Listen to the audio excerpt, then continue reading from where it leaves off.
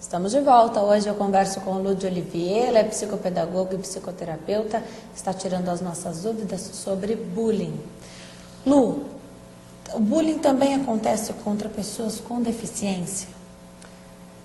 Às vezes acontece, sim. Não é muito comum, não, mas porque daí também já se caracteriza o grau máximo, né, de desequilíbrio do próprio agressor.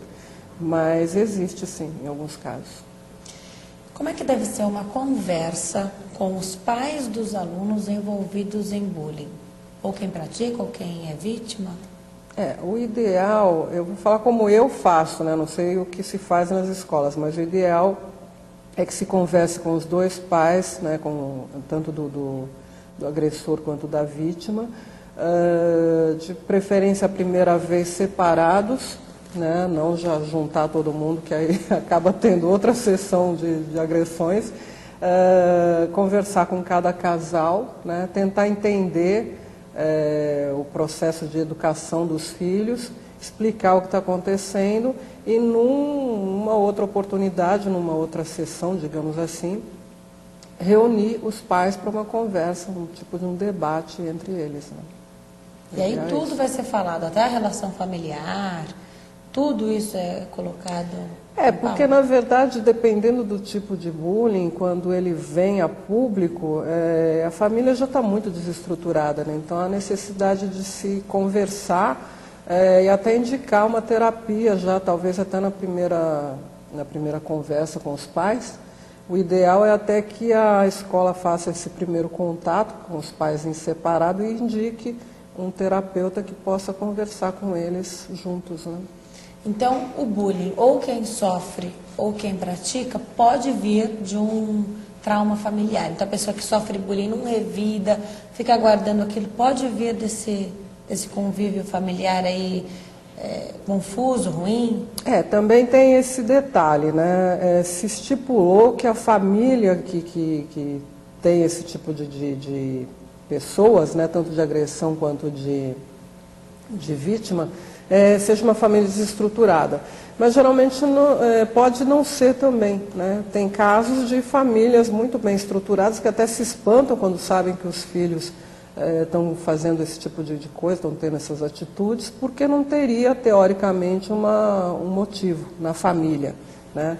Então depende muito, tem as famílias desestruturadas e as famílias que às vezes são tidas como normais, não tiveram nenhum problema até aquele momento. Por isso que é interessante que se converse para saber o que está acontecendo, né? Tem um perfil psicológico mais comum das vítimas de bullying? Então, existe uma espécie de perfil, né, que se diz que as pessoas geralmente são as mais tímidas, as que têm autoestima baixa ou não têm autoestima, enfim, as mais feinhas.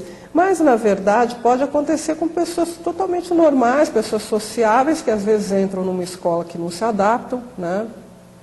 Ou por terem, às vezes, até por serem bonitas, é o que eu estou falando, e no caso de mulheres, às vezes acontece isso, aparece uma menina muito bonita na turma e começa a chamar a atenção dos rapazes, então a tendência é que as outras queiram fazer um bullying com ela para justamente se livrar. Alguma coisa vão encontrar para mexer com a menina. Livrar dela, né? Então tem muitos casos que fogem do convencional, né? Então não existe um perfil. Agora, isso sou eu que estou falando. Na verdade, existe um perfil que foi traçado, que é dessa pessoa tímida, sem autoestima ou com baixa autoestima, enfim, tem uma série de coisas. Mas pela prática, pelo que eu percebo, na verdade tem também outras pessoas que sofrem bullying que não tem, teoricamente, não tem nenhum problema desses, né? Agora, também tem um perfil psicológico do agressor que você pode concordar ou não também? Então, o agressor geralmente é aquele metido a valentão, né? Aquele que quer se mostrar para a turma, ou ele quer impor a vontade dele, ou ele quer, inclusive, conquistar o respeito de todos, né? Porque ele acha que sendo violento ele vai conquistar o respeito.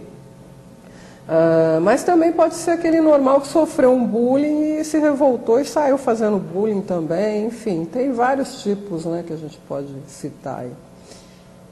Essa questão de revidar ou não, porque o bullying nós já aprendemos aqui na entrevista de hoje com o Lúcio Olivier. Bullying é quando a pessoa sofre a agressão, aí a pessoa fica mexendo com ela e ela não revida. Como que os pais devem educar, então, essa criança para saber quando revida, quando não revida? Na verdade, é até fácil de se colocar, né? Quando a pessoa se sente invadida, né?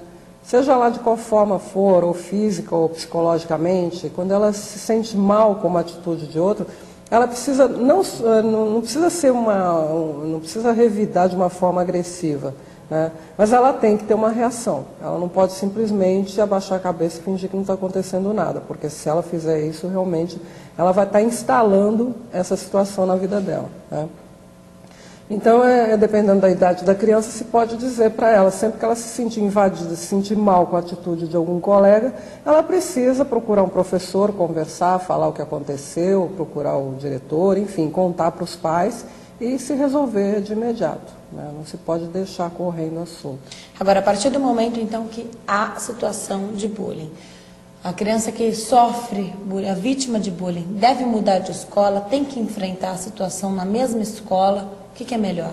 Não, o ideal é que se enfrente na escola e se enfrente, como eu disse, na primeira oportunidade, né? Aconteceu alguma coisa de estranho, já se deve resolver. Porque mudar de escola não vai resolver nada, simplesmente você foge do problema, né? E não resolve a situação. Então não é uma situação que você tenha que fugir, né? O ideal, então, é a criança ter total liberdade para contar para os pais que está sofrendo algum tipo de agressão, mesmo que ela revide, ela pode ficar com aquilo na cabeça, ficar com medo de acontecer de novo, tem que falar para os pais, é isso? O tempo todo tem que ter esse diálogo entre os pais e os filhos, né? De preferência entre os professores também e os alunos, né? Para que se tenha um diálogo franco e que se consiga resolver logo de início. É para isso que serve ou deveria servir a reunião escolar?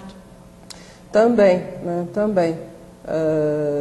Geralmente se fala muito das notas, do comportamento, entre aspas, né? Mas não se fala do relacionamento social dentro da escola. Porque a escola, na verdade, é o primeiro relacionamento social que a criança tem, né? Às vezes, daquele momento de escola é que vai valer todo o relacionamento social da vida dela, né? Se ela for bem relacionada, se ela tiver um social interessante, se ela for bem aceita entre os colegas, provavelmente ela vai ser um adolescente bem resolvido, um jovem bem resolvido, e às vezes na própria escola, no início, por causa desse tipo de coisa, a criança fica problemática para o resto da vida, né? E quais sequelas psicológicas o bullying pode deixar na vida de uma criança, adolescente, jovem, enfim? Então, aí depende muito do tipo de bullying que ela sofreu também, né? Mas se ela já tinha uma baixa autoestima, provavelmente ela piore nesse sentido, né? Se era tímida, vai ficar mais tímida ainda. E outra, né? Tem o outro lado também, o agressor, quando ele não sofre nenhum tipo de punição, a tendência é que ele se torne cada vez mais violento, né?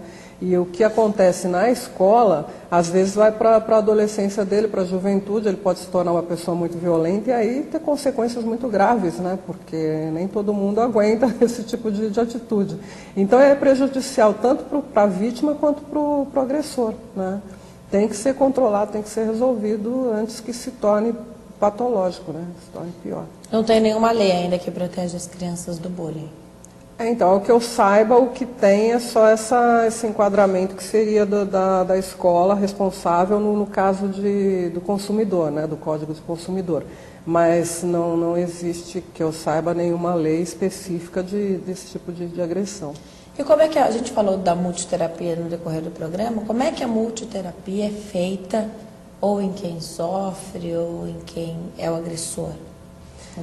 Ela é direcionada unicamente para cada caso, né? Então cada caso é solucionado, é resolvido só para ele, tanto o tratamento quanto as anamneses, quanto os métodos, né? Porque são várias áreas reunidas e algumas áreas a gente usa mais e outras menos, dependendo do caso. E ela é rápida justamente por isso, porque ela se adapta unicamente àquele paciente, né? Ninguém tem o tratamento igual. E a gente vai analisar a fundo desde quando os pais se conheceram, feito todo um processo de anamnese desde do conhecimento dos pais, se ela foi planejada, se ela não foi, que tipo de parto foi feito, enfim, tudo isso é analisado para que a gente chegue no tratamento, né? Agora, isso tudo então, além da criança, ou jovem, adolescente, os pais também têm que fazer uma visitinha lá no... Sim, a primeira consulta é com os pais, né? Os pais é que são consultados, passam por uma anamnese, né? Depois tem até uma outra sessão que é só a mãe que responde, porque tem coisas que só a mãe sabe, né? E aí a gente entra no caso específico da criança. Então, se alguma das partes aí se negar a fazer, o tratamento pode ser prejudicado. Então, até dá para fazer, mas o ideal é que se faça, né? Até porque tem alguns casos de crianças que são criadas só pela mãe ou só pelo pai, então a gente tem que ter essa adaptação. Mas o ideal é que seja o casal, né, que passe pela terapia também. Deixa eu mostrar seu livro, Distúrbios Familiares, de Lúde Olivier. Esse livro fala um pouquinho de violência, entre outras coisas, né? Violência doméstica, violência na escola, uma série de coisas dentro da família, né? Divórcio. E o interessante é que os seus livros, eu já mostrei alguns aqui no programa, são como se fosse um guia, é isso?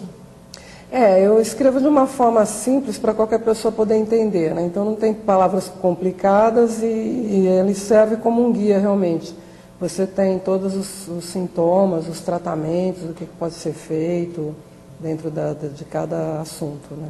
As pessoas estão cada vez mais entendendo que para vários tipos de atitudes, violência, ações de pessoas de qualquer idade, a terapia é necessária? Não sei se elas estão entendendo, né? Mas eu acho que está bem mais divulgado e bem mais entendido atualmente do que há um tempo atrás, né? Antigamente as pessoas não aceitavam muito, achavam que era coisa de gente doida. Enfim, ninguém queria fazer terapia, mas agora eu acho que as pessoas estão aceitando mais, né? Estão querendo mais fazer terapia, estão entendendo melhor que é uma forma de melhorar a vida, né? Isso é muito bom, né? Claro. Lu, muito obrigada pela sua presença aqui no programa Análise Direta. Eu que agradeço a oportunidade novamente. Sempre bom recebê-la. Hoje eu conversei com o Lúde Olivier, ela é psicopedagoga e psicoterapeuta. Nós falamos sobre o bullying. Muito obrigada pela sua companhia e até o próximo programa.